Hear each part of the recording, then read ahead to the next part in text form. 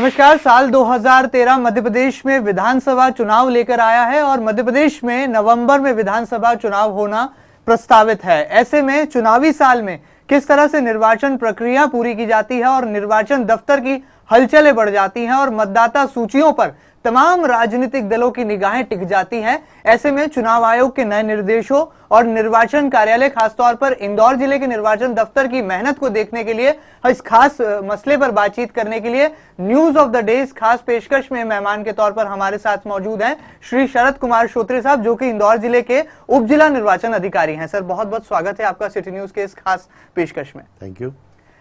इंदौर जिले में किस तरह से मतदाता सूची का अंतिम प्रकाशन किया गया है और किस तरह से जागो मतदाता जागो यानी कि मतदाताओं के जागरण के लिए तमाम कोशिशें निर्वाचन कार्यालय ने की है, साथ ही साथ भारत निर्वाचन आयोग के महत्वपूर्ण निर्देशों का सही मायनों में उनका क्रियान्वयन हो सके और निर्वाचन प्रक्रिया पूरे निर्देशों के मुताबिक हो सके और पारदर्शी चुनाव प्रणाली अपनाई जा सके, इसको लेकर के मेहनत की है निर्वाचन कार्यालय ने। इंदौर जिले में कितनी मेहनत की है हम जानेंगे श्री श्रोत्रिय साहब से। सर, आपसे पहला सवाल बड़ा लाजमी है, जागो मतदाता जागो, किस तरह से मतदाताओं के जागरण के लिए आपने अभियान चलाया और निर्वाचन कार्यालय ने जो मेहनत की है उसका कैसा प्रतिफल आपको मिलता दिखाई दे रहा है? आपने चर्चा का जो प्रथम बिंदु रखा है वो बहुत बढ़िया सामयिक है जी।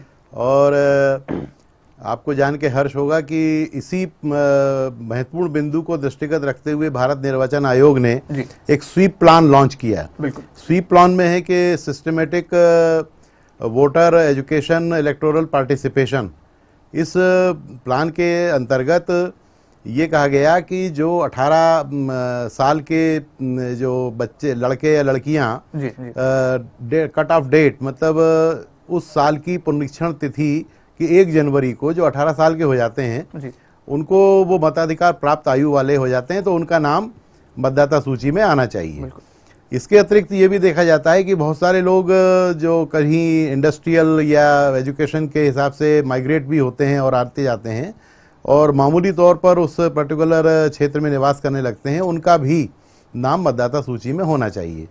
इसलिए अधिकाधिक मतदाता सूची में जुड़ें और आगे के लिए वो जब मताधिकार का अवसर आएगा तब देंगे। तो मैं आपको इस मद्देनजर ये बताना चाहूँगा कि इंदौर जिले में 2011 से भारत निर्वाचन आयोग और मुख्य निर्वाचन पदाधिकारी कार्यालय भोपाल उनके निर्देशानुसार जो कार्रवाई चल रही है उसमें हम जब 2011 में शुरू हुए थे तब एक ईपी रेशो कहलाता है। बिल्कुल। उसको मैं आपको ये बताना चाहूँगा, वो इलेक्टर पॉपुलेशन रेशो कहलाता है। जी, बिल्कुल। ये प्रत्येक 100 व्यक्ति में 61 व्यक्ति 18+ माने जाते हैं। बिल्कुल।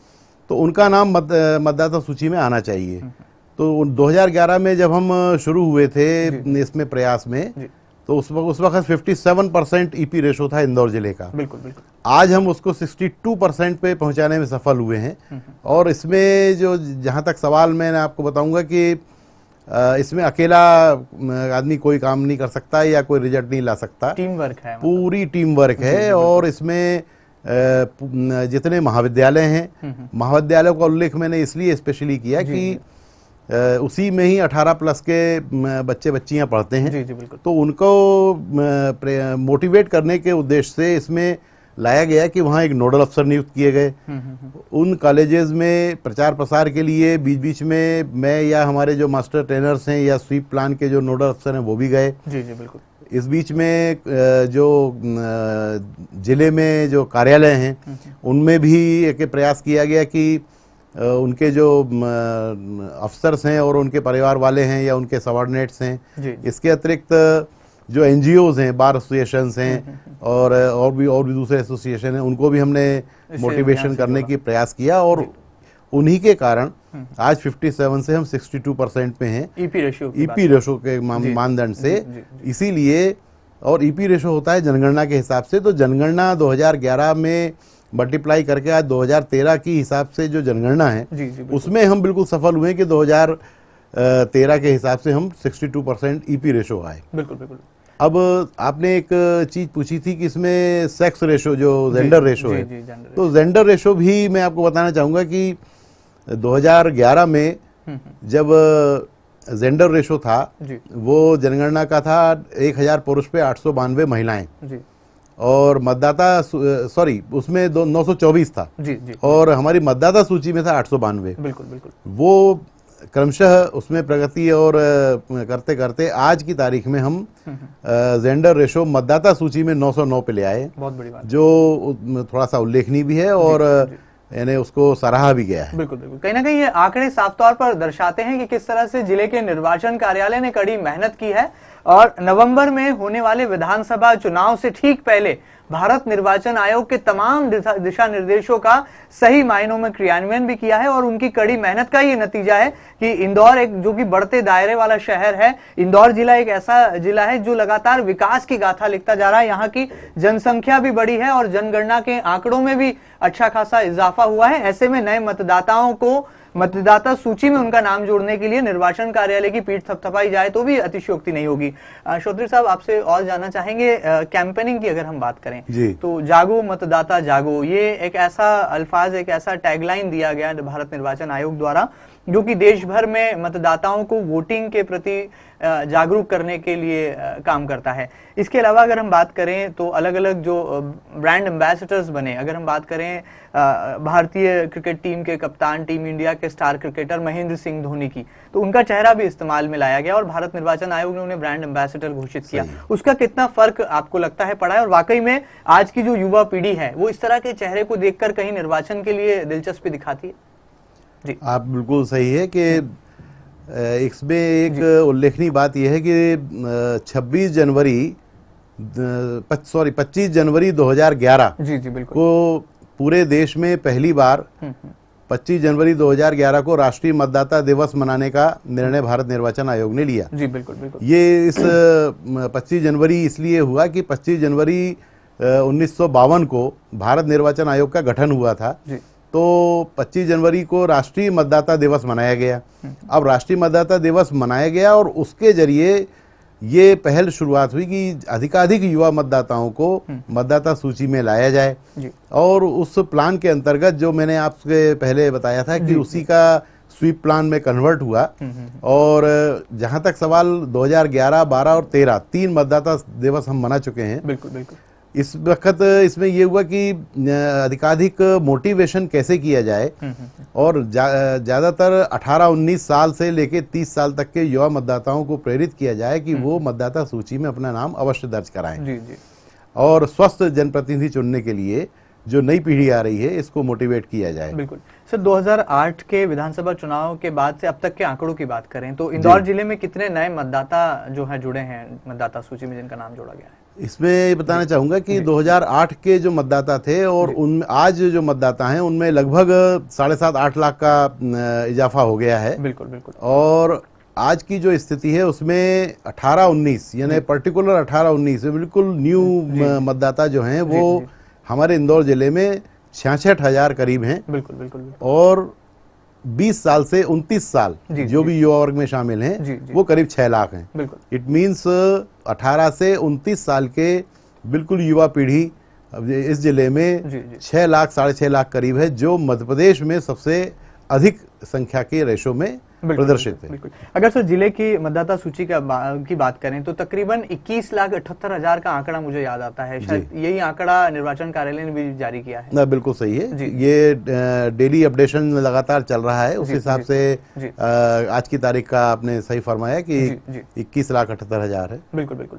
वाकई में यहाँ पर युवा वोटर्स यानी कि नए मतदाता निर्णायक भूमिका में दिखाई दे रहे हैं और जिस तरह से निर्णायक भूमिका में नए मतदाता आए हैं उसके पीछे भारत निर्वाचन आयोग के नए दिशा निर्देशों ने तो अपना काम किया ही किया है, बल्कि निर्वाचन कार्यालय यानी कि इंदौर जिले के उप जिला निर्वाचन अधिकारी की मेहनत भी कहीं ना कहीं साफ तौर पर दिखाई दे रही है। सर, हमने बात की टीम इंडिया के सितारा खिलाड़ी महेंद्र सिंह धोनी के ब्रांड एम्बेसडर बनने की। अगर हम बात करें लगातार जो अभियान चलाए जाते हैं या बूथ स्तर पर नए मतदाताओं के नाम जोड़ने के लिए जो अभियान चलाए जाते हैं, उनकी जमीनी हकीकत क्या रही और किस तरह से आपकी ये मेहनत रंग लाई कि इंदौर जैसे एक ऐसे विस्तार लेते शहर में, बड़ा आकार लेते शहर में तकरीबन 6.5 लाख नए मतदाता जुड़ पाए?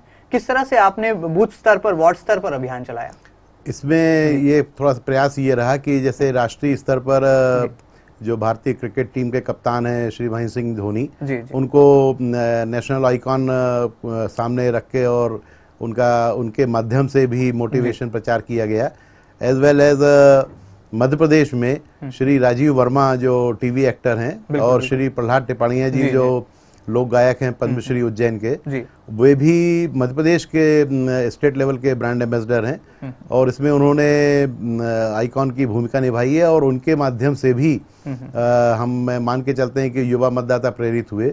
हमारे जिले में कलेक्टर श्री आकाश त्रिपाठी जी ने भी, उन्होंने लगातार मीटिंग्स में और अलग अलग जहाँ सभाओं में और जहाँ तक के सवाल सबॉर्डिनेट्स को भी और अपने कलीग्स को सबको ये निर्देशित किया कि अलग अलग जाके कॉलेजों में, ऑफिसेज में और ये इस प्रकार से मतदाता सूची में नाम बढ़ाने के लिए और पात्र मतदाताओं के नाम बढ़ाने के लिए मोटिवेशन किया है। बिल्कुल, लोकतंत्र को मजबूती देने की बात हो या नए मतदाताओं को उनके मताधिकार के प्रति जागरूक करने की बात हो, दोनों ही मसलों पर, दोनों ही मुद्दों पर निर्वाचन कार्यालय की जो भूमिका है वो साफ तौर पर कड़ी मेहनत और सशक्त रणनीति के तहत जो है इतना बड़ा परिणाम सामने लेकर आती है। और शायद यही वजह है कि इंदौर एक ऐसा जिला जहां पर तकरीबन 21,78,000 की मतदाता सूची में नाम अंकित है। ये साफ तौर पर दर्शाता है कि जागरूकता के मामले में इंदौर शहर ने जरूर मध्य प्रदेश में बाजी मार ली है। सर आगे बढ़ते हैं। चुनाव आचार संहिता लगते ही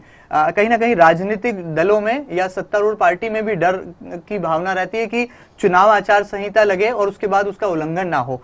चुनाव आचार संहिता की सही मायनों में परिभाषा क्या होती है और आम जनता के लिए आप क्या बताना चाहेंगे? यदि चुनाव आचार संहिता लग जाती है, लागू होती है, तो उसके बाद किस तरह से सरकार के जो नए काम होते हैं उन पर एक तरह से रोक लग जाती है? देखिए, चुनाव आचार संहिता घोषित होने के बाद उसको डर शब्द का अपन उसमें जो प्रचलन में भी नहीं है और आवश्यकता भी नहीं है। सबसे बेस्ट वर्ड है उसके लिए अनुशासन। बिल्कुल ठीक बात। तो एक प्रक्रियात्मक अनुशासन वाली स्थिति में सब कटिबद्ध हो जाते हैं और आचार संहिता पूरे देश के लोकतंत्र व्यवस्था में अकेले राजनीतिक दल या जनप्रतिनिधियों या अभ्यर्थियों के लिए लागू नहीं होती। ये सभी के लिए लागू हो जाती है कि जो सरकारी अधिकारी हैं, कर्मचारी हैं, जो जैसे आचार संहिता लागू होती है तो ये प्रतिनियुक्ति पे चले जाते हैं निर्वाचन आयोग में, सबके लिए लागू हो जाती है और सब अपने कर्तव्य और अपने अनुशासन की सीमा के अंदर ही सब काम करने वाली स्थिति में रहते हैं। बिल्कुल, बिल्कुल। जहां तक आचार संहिता में नए काम हैं ये लॉन्च नहीं किए जा सकते, लेकिन जो योजनाएं जनहित की हैं, जनहितकारी हैं, वो योजनाएं निर्वाचन आयोग ने बिल्कुल इस प्रकार कहा है कि इनको लगातार चलाई जा सकती हैं।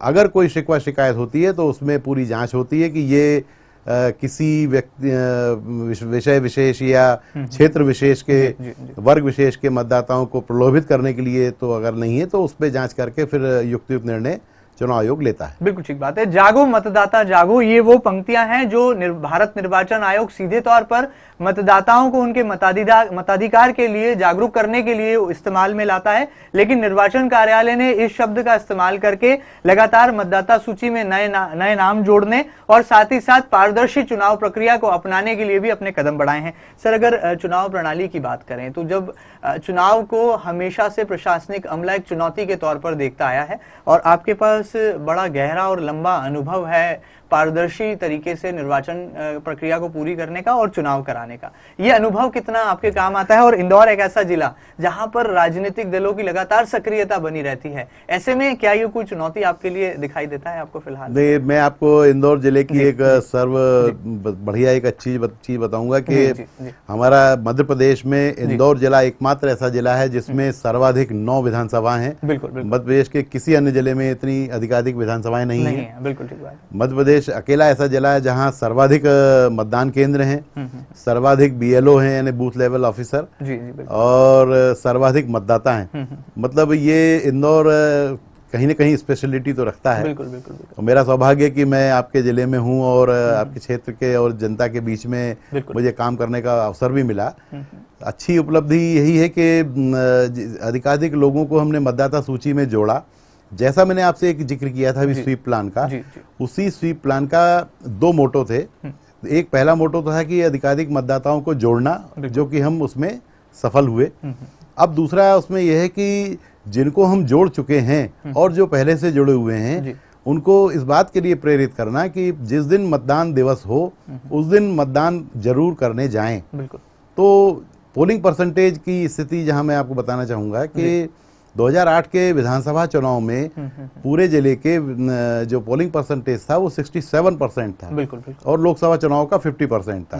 तो केवल अगर विधानसभा चुनाव की बात करें तो भारत निर्वाचन आयोग के हमको ये निर्देश हैं कि इस प्रकार से इतना बढ़िया मोटिवेशन किया जाए, लगातार सतत प्रयास किए जाएं कि 85 से 90% के बीच में पोलिंग परसेंटेज होना चाहिए। बिल्कुल, बिल्कुल। और इसका सिग्निफिकेंस ये है कि हम स्वस्थ जनप्रतिनिधि चुन सकें और जो प्रतिनिधि चुना जाए वो अधिकाधिक जनता का प्रतिनिधि कहलाए। बिल्कुल ठीक बात है। तो एक सवाल और मेरे जहन में आ रहा है, क्या मतदान के दिन निर्वाचन कार्यालय जो है मतदाताओं को उनके मताधिकार का प्रयोग करने के लिए उन्हें टेलीफोन के जरिए सूचना भी देगा? देखिए, अभी आपने बहुत बढ़िया और समसामयिक प्रश्न उठाया कि हमारे 21 लाख मतदाताओं में से आज की तारीख में हम अभी आधे मतदाता, लगभग 10.5 लाख लोगों के मोबाइल नंबर और ईमेल एड्रेस लेने में सफल हुए। लेकिन लगातार ये प्रयास चल रहा है और इसके लिए भारत निर्वाचन आयोग ही SMS या कोई सिस्टम वहां से कर रहे हैं। इसके अतिरिक्त free and fair election process के लिए मतदाता, आपको एक अभिनव प्रयोग नया हुआ इसमें कि पहले मतदाता के सूची की पर्ची जो मतदान दिवस के दिन राजनीतिक पार्टियां अभी तक वितरित करती रही। बिल्कुल, बिल्कुल, बिल्कुल। इसमें यह है कि मतदान दिवस के 7 दिन पूर्व जो हमारे बूथ लेवल ऑफिसर हैं वो मतदाता की फोटो युक्त पर्ची उस मतदाता के घर पे देके आएंगे और वो अधिकृत दस्तावेज होगा जिसके जरिए वो मतदान दिवस पे अपने मतदान केंद्र पे जाके वोट कर सकते हैं। बिल्कुल, बिल्कुल, बिल्कुल। ये एक नया इनोवेशन हुआ है। ये पहले इलेक्शन में ये कभी नहीं रहा। बिल्कुल ठीक बात है। कहीं ना कहीं यहाँ पर पारदर्शी ढंग से चुनाव की प्रक्रिया को संपन्न कराने के लिए भारत निर्वाचन आयोग जितना चिंतित है उतना ही इंदौर शहर यानी कि इंदौर जिले का प्रशासनिक अमला भी यहाँ पर चिंतित नजर आ रहा है। और लगातार मतदाता सूची में नए मतदाताओं के नाम जोड़ने की प्रक्रिया की बात हो या बात हो चुनाव आचार संहिता के सशक्त पालन की, हर मामले में निर्वाचन कार्यालय ने अपनी महती भूमिका निभाई है। सर आगे बढ़ते हैं। तरह तरह के इनोवेशंस की आपने बात की जी। एक सवाल ये भी जनता की तरफ से और एक जिज्ञासा का भी विषय रहता है, जो राजनीतिक दल के प्रत्याशी हैं उन्हें क्या खर्च सीमा तय की गई है, उन्हें कितना खर्च करने की अनुमति निर्वाचन आयोग देता है ताकि स्वच्छ तरीके से और पारदर्शी तरीके से निर्वाचन की प्रक्रिया को निभाया जा सके? देखिए, 2008 का जो विधानसभा चुनाव हुआ था मध्य प्रदेश में, तब तक के प्रत्येक अभ्यर्थी की जो नॉमिनेशन फाइल करते हैं उसमें उस तारीख से चुनाव काउंटिंग तक ये 10 लाख व्यय सीमा थी। बिल्कुल, बिल्कुल। अब उसको बढ़ा के 16 लाख कर दिया गया है। और उसमें और भी उस व्यय को बहुत ज्यादा अतिरेक में न किया जाए, अतिरंजित न किया जाए, ज्यादा शो करके और मतदाताओं को प्रलोभन करने का प्रयास न किया जाए।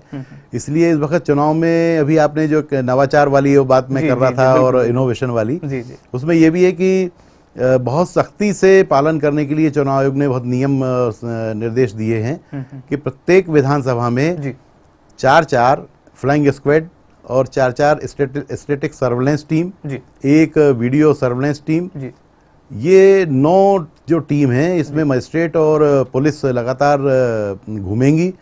और इसके अतिरिक्त इसमें पुलिस भी रहेगी, वीडियोग्राफर भी रहेगा। प्रत्येक इवेंट्स की जहां तक के सभा है, रैली है, नुक्कड़ सभाएं हैं और इसके अतिरिक्त जैसे जहां तक प्रचार प्रसार जो जनसंपर्क अभियान की बात जनसंपर्क है, होर्डिंग्स हैं, पोस्टर बैनर्स हैं, ये भंडारे हैं, भोज हैं, तो आयोग ने बहुत ही स्पेशली एक शब्दशः अलग अलग बड़े बढ़िया माकूल निर्देश दिए हैं कि आप जहां जहां को जो जो चुनावी संबंधी खर्च आएगा उसमें एक एक चीज की काउंटिंग होगी और उसमें अगर वो 16 लाख के अंदर ही होना चाहिए। बिल्कुल, बिल्कुल।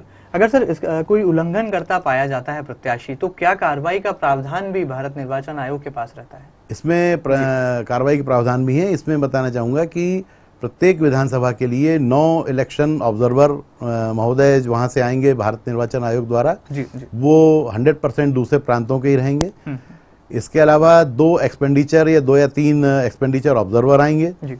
इसके अलावा इस वक्त इस चुनाव में जो एक पुलिस ऑब्जर्वर भी आ रहे हैं जी। जो पुलिस डिप्लॉयमेंट और पुलिस व्यवस्था भी देखेंगे। बिल्कुल बिल्कुल। तो ये सब इतनी वॉच एंड वार्ड के हिसाब से है कि मेरे ख्याल से मुझे नहीं लगता कि कहीं कोई रोलागट्टी होने की आशंका भी हो। पूरी तरह से पैनी निगाहें टिकी हैं भारत निर्वाचन आयोग की निर्वाचन प्रक्रिया पर, और विधानसभा 2013 की तस्वीर जनता की तस्वीर हो और सही मायनों में पारदर्शी चुनाव प्रक्रिया संपन्न कराई जा सके, इसके लिए निर्वाचन आयोग के निर्देश भी पूरी तरह से काम कर रहे हैं। और जिस तरह से हमें उप जिला निर्वाचन अधिकारी श्री शरद श्रोत्री जी बता रहे हैं कि लगातार जो इंदौर जिले में काम किया गया है और लगातार जो अभियान चलाए गए हैं मतदाता जागरण के, वो किस तरह से रंग ला रहे हैं। सर आगे बढ़ते हैं। एक सवाल बड़ा लाजमी है, चौथे स्तंभ से जुड़ा ये सवाल है और मीडिया को लेकर के भी कई तरह का कौतूहल का विषय रहता है चुनावी समर में, चुनावी मौसम में। ऐसे में पेड न्यूज का जो एक कॉन्सेप्ट इन दिनों बाजारवाद के दौर में हावी हो चला है,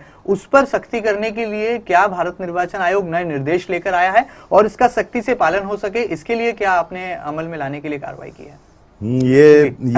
ये जो शब्द है आपने बताया और इसका उल्लेख किया, ये भी मुझे याद आता है कि 2008 के चुनाव से ही प्रारंभ हुआ। बिल्कुल बिल्कुल बिल्कुल। इसका आगाज तभी हुआ था और उस वक्त बड़ी शैशव अवस्था में था, इसलिए इसका कोई बहुत ज्यादा सिग्निफिकेंस नहीं लिया गया। मैंने बाजारवाद का इसीलिए इस्तेमाल किया। बिल्कुल सही आपने फरमाया। जी, इसमें आगे बात आती है कि ये एक ऐसी प्रक्रिया है कि पेपर में आपने विज्ञापन दिया तो उसमें ये नीचे लिखा जाता है कि किसके द्वारा जारी। इसका मतलब ये है कि ये किसी व्यक्ति विशेष या दल विशेष या संस्था विशेष के द्वारा जारी है और उसका कोई ना कोई जो भी आपका उस अखबार का कॉलम का जो भी रेट है तो वो विज्ञापन का रेट के हिसाब से वो बिलिंग होती है और वो लिया जाता है। लेकिन ये एक पर्टिकुलर शानदार चीज है कि चुनावी खर्च में न दिखाने के बहाने से एक इम्पैक्ट फीचर्स के नाम से उसमें लिखा जाता है और ऐसा रहता है कि ये पर्टिकुलर सज्जन बहुत शानदार हैं और इनके मुकाबले कोई दूसरा अन्य है ही नहीं, और उसकी तारीफ छपती है, उनके द्वारा किए गए कार्य छपते हैं और उसको अगर पूछा जाए तो वो दिखता विज्ञापन है, लेकिन अगर पूछा जाए तो बोले नहीं विज्ञापन नहीं है, खबर के प्रारूप में खबर के प्रारूप में उसको उन्होंने उस हिसाब से नाम दिया पेड न्यूज। बिल्कुल। उस पेड न्यूज पे नियंत्रण के लिए भारत निर्वाचन आयोग ने एक प्रक्रिया निर्धारित की है कि उसमें उन्होंने कहा कि प्रत्येक जिले पे एक एमसी टीम बना जाए, media certification monitoring team committee. उसमें उन्होंने कलेक्टर जो डिस्ट्रिक्ट इलेक्शन अफसर हैं वो अध्यक्ष रहेंगे, एडीएम साहब रहेंगे और जो आपके प्रेस इंफॉर्मेशन ब्यूरो के जो अधिकारी हैं वो रहेंगे और पत्रकार जगत के जो भी एक सर्वमान्य हैं वो रहेंगे और जो जनसंपर्क कार्यालय है उसके जो जनसंपर्क अधिकारी हैं वो उसके सचिव रहेंगे। अगर इसमें शिकवा शिकायत आती है या सोमोटो में भी वो एमसी कमेटी उसकी रिव्यू करेगी। रिव्यू करने के निर्णय से अगर कोई वो व्यक्ति विशेष असंतुष्ट होते हैं तो उसकी स्टेट लेवल पे जो सीईओ साहब की अध्यक्षता में, चीफ इलेक्शन अफसर की अध्यक्षता में कमेटी बनी हुई है, वहां अपील कर सकते हैं।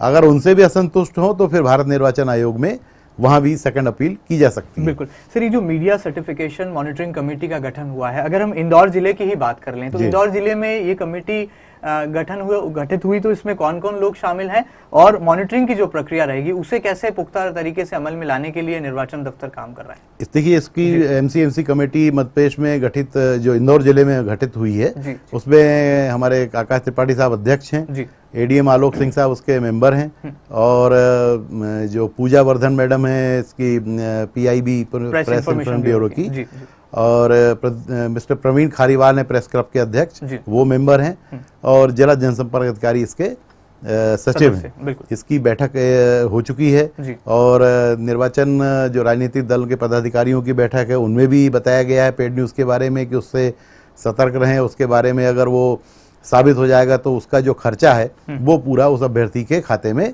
जुड़ जाएगा। तो अभ्यर्थी के खाते में जोड़ा मतलब, और अगर वो जुड़ते जुड़ते 16 लाख के पार हो गया तो वो स्थिति यह है कि फिर वो खतरे की घंटी बजने लगती है। बिल्कुल ठीक बात है। कहीं ना कहीं उन राजनीतिक दलों के प्रत्याशियों पर एक नकेल कसने की कोशिशें हैं और भारत निर्वाचन आयोग का ये नया प्रयोग है जो अपने आप में स्वच्छ राजनीति और स्वच्छ लोकतंत्र के निर्माण की दिशा में कहीं ना कहीं अपने सार्थक कदम बढ़ा रहा है। सर, जाते जाते बहुत संक्षिप्त में आपसे जानना चाहूंगा, जैसे जैसे चुनाव नजदीक आता है निर्वाचन कार्यालय की हलचलें बढ़ जाती हैं और कार्यप्रणाली में भी इजाफा हो जाता है। आपके पास कितना स्टाफ है, किस तरह से पूरा स्टाफ दिन रात जो है मतदाता सूचियों को अपडेट करने और चुनाव प्रक्रिया, खासतौर पर आज के आधुनिक युग के बदलते परिवेश में, हाईटेक युग में जब ईवीएम मशीन्स आ गई हैं, तो कितना सरल हो पाया है निर्वाचन का जो पूरा प्रक्रिया और जो प्रणाली है उसमें कितना तब्दीली आई है? बहुत सही है इसमें ईवीएम, बिल्कुल सही हमने एक पिन पॉइंट है कि ईवीएम आने के बाद ये बढ़िया है कि आप ये खुद देखेंगे, अगर आज से 10 साल पहले तक के जो इलेक्शन हुए, 2003 से ही मध्य प्रदेश में ईवीएम से इलेक्शन शुरू हुए, उसके पहले जो इलेक्शन हुए सब बैलेट पेपर से हुए। और बैलेट पेपर में जहां तक पोलिंग में भी रात के 11-12 बजता था और जहां तक के काउंटिंग शुरू होती थी तो 8 बजे से लेके दूसरे दिन 8 से बल्कि तीसरे दिन तक चली जाती थी। अब ये स्थिति है ईवीएम से पोलिंग होने में भी पारदर्शिता और तेजी है, समय पे हो जाता है पोलिंग। और जहां तक सवाल काउंटिंग का है तो काउंटिंग अगर 8 बजे शुरू हो जाती है तो वो अधिक से अधिक 1-1.5 बजे तक के समाप्त हो जाती है, तो समय की भी बचत है।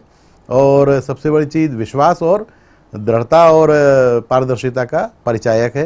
बिल्कुल ठीक बात। इससे फायदा यह है कि हाईटेक युग में जैसा आपने अभी उल्लेख किया तो बहुत सारी चीजें ईमेल और एसएमएस से भी आदान प्रदान हो रही हैं, तो बहुत क्विकनेस इसमें चुनाव प्रक्रिया में बढ़ गई है और निर्देशों का जो आदान प्रदान है, जानकारियों का जो आदान प्रदान है, वो भी बहुत तेज गति से बढ़ गया है। बिल्कुल ठीक बात है। कहीं ना कहीं हर मतदाता अपने वोट के अधिकार का सही इस्तेमाल कर सके और निर्वाचन प्रक्रिया को पूरी तरह से समझ सके, इसीलिए सिटी न्यूज की कोशिश थी जागो मतदाता जागो, ताकि मतदाता जागरण के माध्यम से स्वच्छ लोकतंत्र का निर्माण किया जा सके और निर्वाचन कार्यालय की गतिविधियों से सीधे दर्शकों को रूबरू कराया जा सके। सर, आखिर में जाते जाते क्या संदेश होगा मतदाताओं के लिए आपका, और उप जिला निर्वाचन अधिकारी की भूमिका में आप हैं, ऐसे में कहा यह जाता है कि जब जब चुनाव का दायित्व जिस भी अधिकारी को सौंपा जाता है उसकी दिन का चैन और रात की नींद उड़ जाती है, तो शायद ये लाजमी है कि आपके साथ भी कुछ ऐसा ही हो रहा होगा और जो आपकी मेहनत है उसको यहाँ पर टेलीविजन स्क्रीन पर अब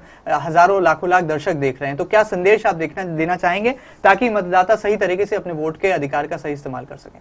देखिए, हम लोग लोक सेवक हैं और मैं ये तो नहीं कहूंगा कि मैं बहुत महान काम कर रहा हूं या बहुत ज्यादा काम कर रहा हूं, लेकिन ये सही है कि जब हम लोक सेवक के रूप में चुने जाते हैं तो हमको उतनी कर्तव्य निष्ठा से काम करना भी चाहिए और मैं कोशिश करता रहता हूं कि लगातार करता रहूं।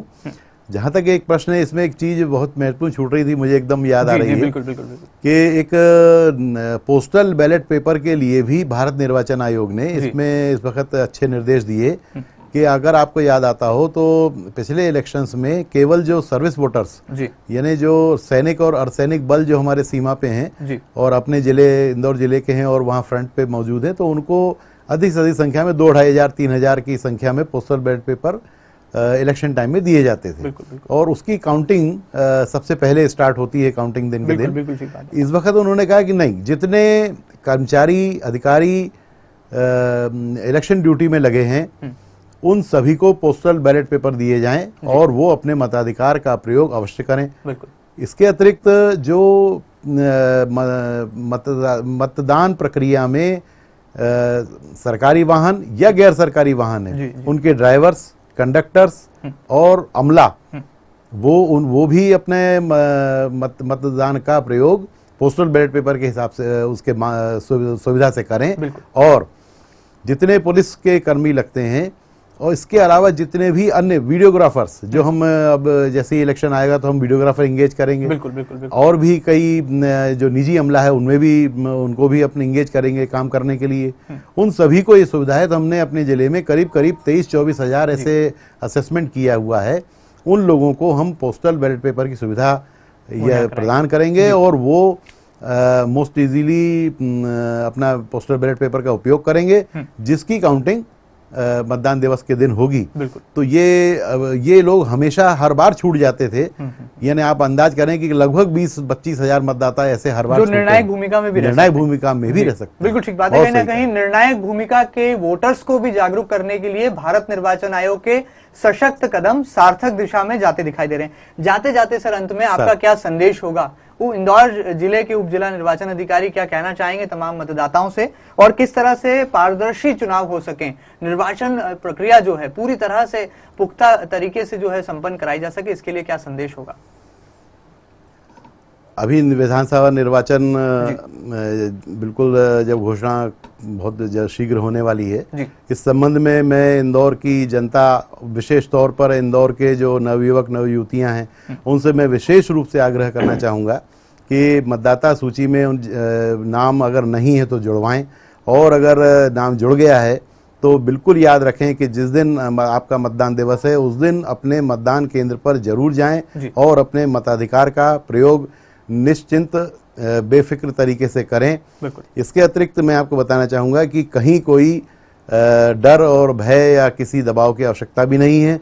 इसके लिए भारत निर्वाचन आयोग ने बाकायदा पुलिस व्यवस्था बहुत सशक्त की हुई है। हमारे जिले की पुलिस भी इस संबंध में बहुत जागरूक हो गई है और उन्होंने पूरी व्यवस्था की हुई है। हम लोगों ने वनरेबल मैपिंग करा रखी है और क्रिटिकल जो संवेदनशील मतदान केंद्र है उसकी तैयारी भी कर ली है। जहां तक जो असामाजिक तत्व हैं उनकी धरपकड़ भी शुरू हो गई है, उनके खिलाफ वैधानिक कार्रवाइयाँ शुरू हो गई हैं। इसलिए मैं आम जनता से बिल्कुल अपील करना चाहूँगा कि स्वस्थ लोकतंत्र बनाए रखने के दृष्टिकोण से अपने मताधिकार का प्रयोग अवश्य करें। धन्यवाद।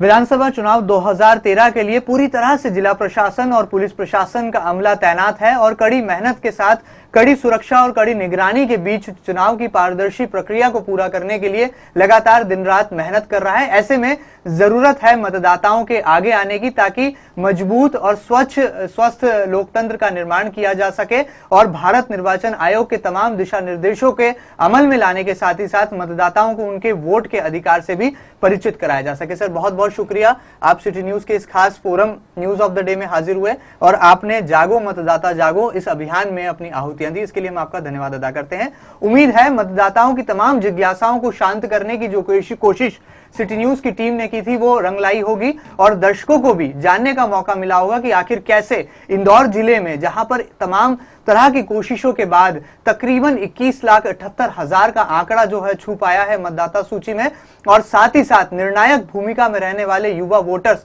यानी कि तकरीबन 6.5 लाख नए मतदाता जुड़ना कहीं ना कहीं एक बड़ी कामयाबी और एक कड़ी सकारात्मक दिशा में बढ़ता एक सार्थक कदम है। सिटी न्यूज के खास पेशकश न्यूज ऑफ द डे में फिलहाल इतना ही। नमस्कार।